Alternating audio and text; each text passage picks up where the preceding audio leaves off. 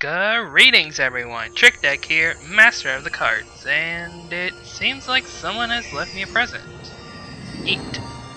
Says it's from someone named Sandy Claus. I guess it couldn't hurt to open it.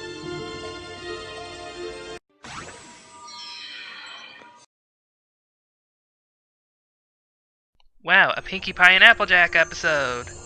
Wait a second, those outfits. They're from... Oh my Celestia? No. No! No!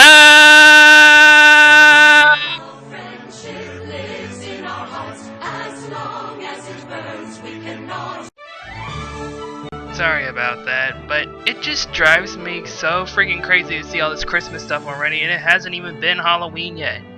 I just like to take my holidays one at a time. I know it makes it easy for some people to start their holiday stuff early, but can we at least get closer to Thanksgiving before you start throwing all this Christmas stuff in our face? Well, that was the ranting portion of this video. Now, ladies and gentlemen, Hearthbreakers. So it's Hearthwarming Eve in Equestria, and this year the Apple family and the Pie family will be spending it together because going back to Pinkie Apple Pie... Apples and pies together again for the first time! Maybe. Unless we're related, which maybe we're not. I think I just confused myself.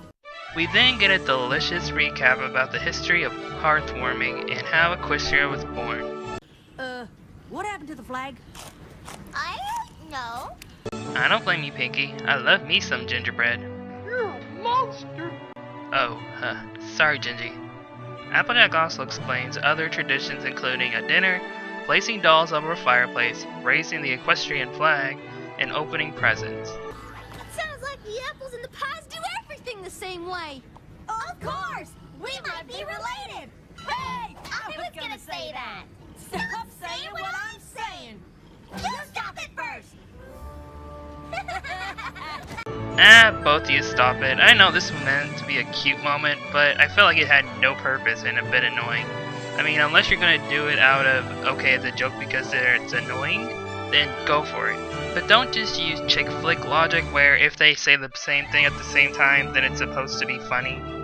What is that amazing smell? Chocolate. The apples and Pinkie Pie make it to the train station where Pinkie is super excited for all the new friendships that are about to form. Number of apples times number of pies is 24 minus my pre-existing friendships plus 1 for Maud, and you makes 5 from 24 is... 19 new friendships! By George, that's right. Does anyone want me to explain the math?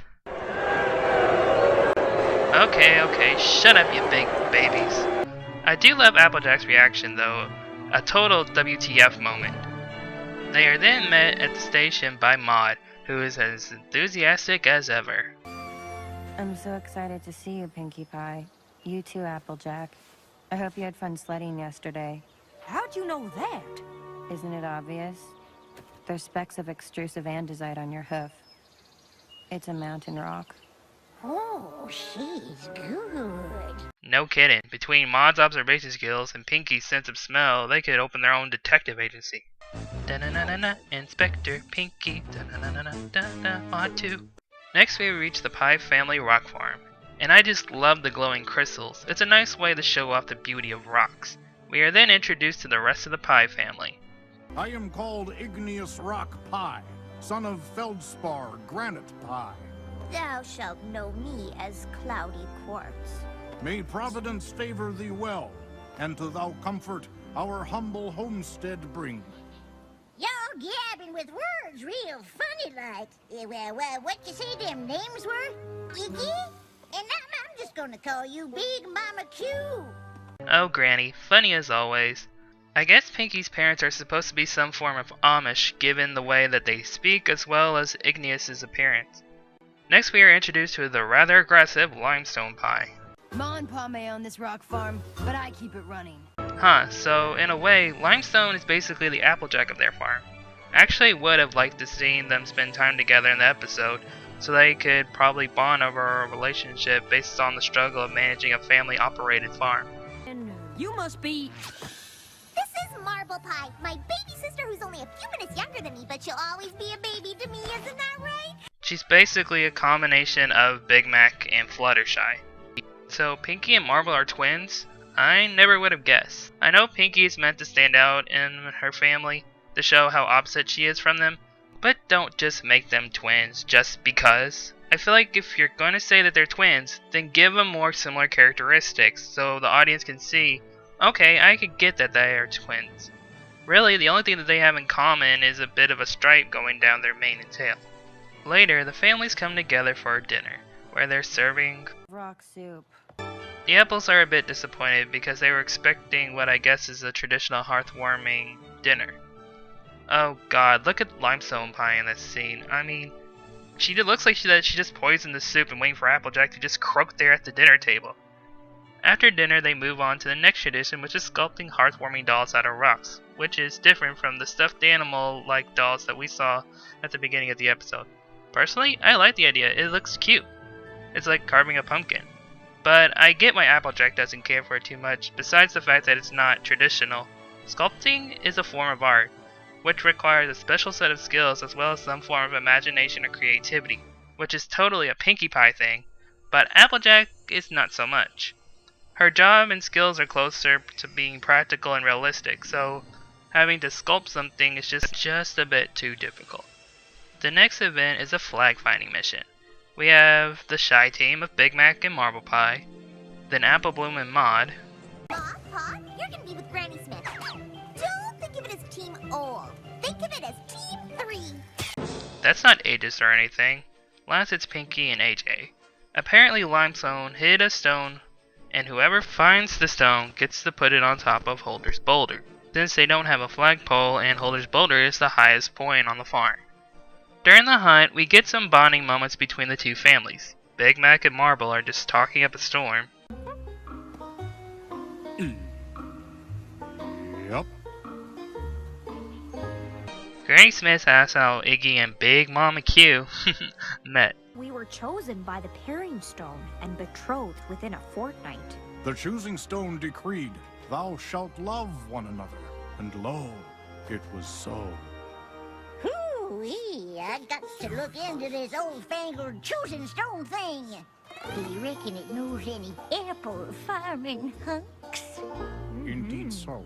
This is probably my favorite part of the whole episode. I'm not sure if it's the idea of Granny looking for a stallion, or the pies blushing over her description of what she wants. Either way, I found it hilarious. Hey Granny, if it works, send the rock my way. What? Don't judge me. So lastly we have Apple Bloom and Maud Pie. What does the rock look like? It looks like something that formed when volcanic lava cooled quickly. That's a rock fact. So apparently they're going to bond over the idea that they like to think about being other things. Kinda weird, but whatever works, I guess. So we return to the mines where... A picture? I've been looking for a real stone, Pinkie Pie. That would be weird. Oh my goodness, are you that dumb? If you are in a competition, then why wouldn't you tell your partner an important detail like that? I get to raise the flag, and now it's time to hide the presents! Oh, I get it now. It's sabotage. Pinky wanted to raise that flag so badly she didn't tell Applejack it was a drawing. Also, what's the point of breaking up into teams if only one person gets the win in the end? That just seems pointless to me. Pinky then shares that the last tradition is that tomorrow they have to go hunt for their presents, and most years no pony ever finds any. It's at that point where AJ is ready to take over. She thinks that the pies are missing out and would enjoy the apples traditions even more than their own. The next morning everyone wakes up to... Swarming apple style.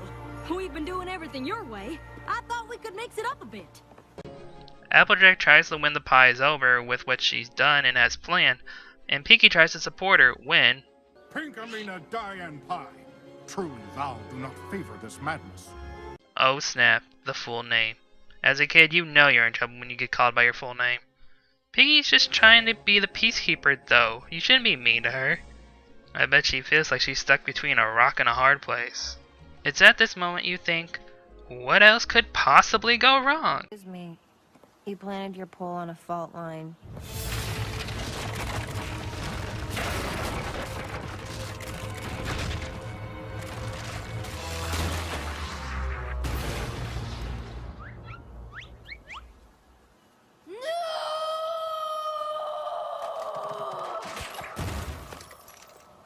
boy.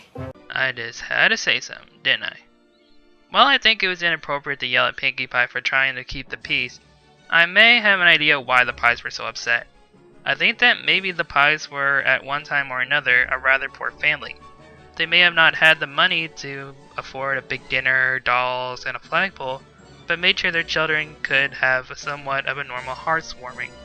They used what they had, and what they had was a bunch of rocks. Seeing what Applejack did could have made them mad because they felt like their ways weren't good enough for her, or maybe the feeling that Applejack is rubbing the fact that she can afford all this stuff in their face.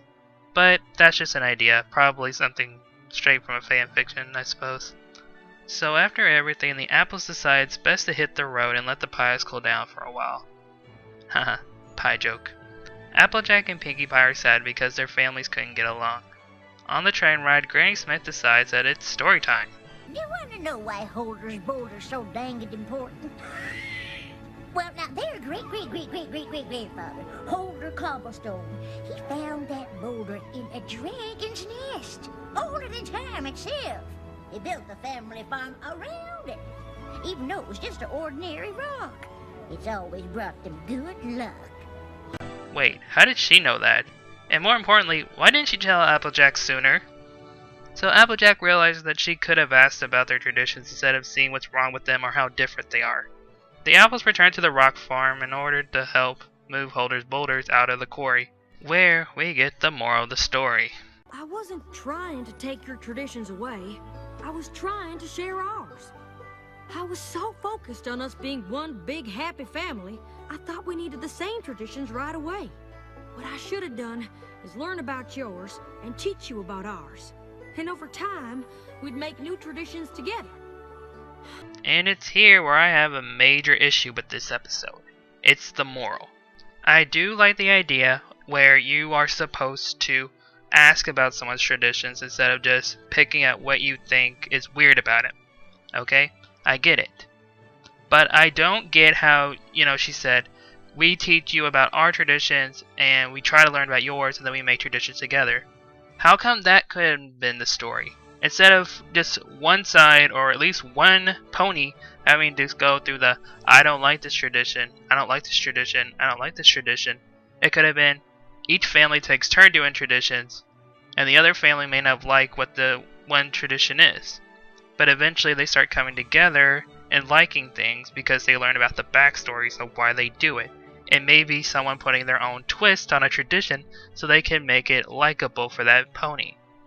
But don't just make it very one-sided, okay? If you're gonna make the plot of your story be respectful of other people's traditions, ask about them, then make that your moral. I understand that they are putting in a whole other scenario, but like I said, make the moral match the story. And I'm pretty sure that that would have been a better story anyways.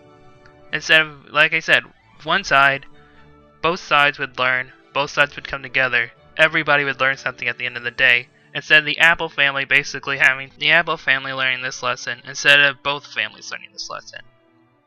We wrap things up back at the Pie House where both families are trying new things in order to make the other family feel comfortable.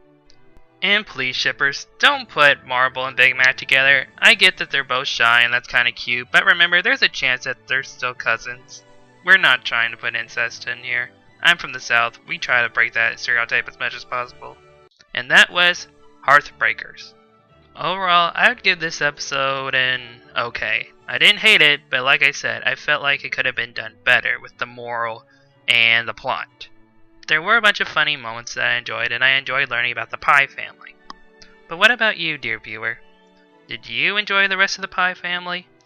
Do you think that the moral matched this story? And do you have any special traditions that you have? Let me know in the comment section below, and until next time, this has been Trick Deck, and I got some Christmas decorations to burn. As a disclaimer, I do not own any of the media used in this video. Any of the media used is owned by its respective owners and such, and I'll see you guys next time.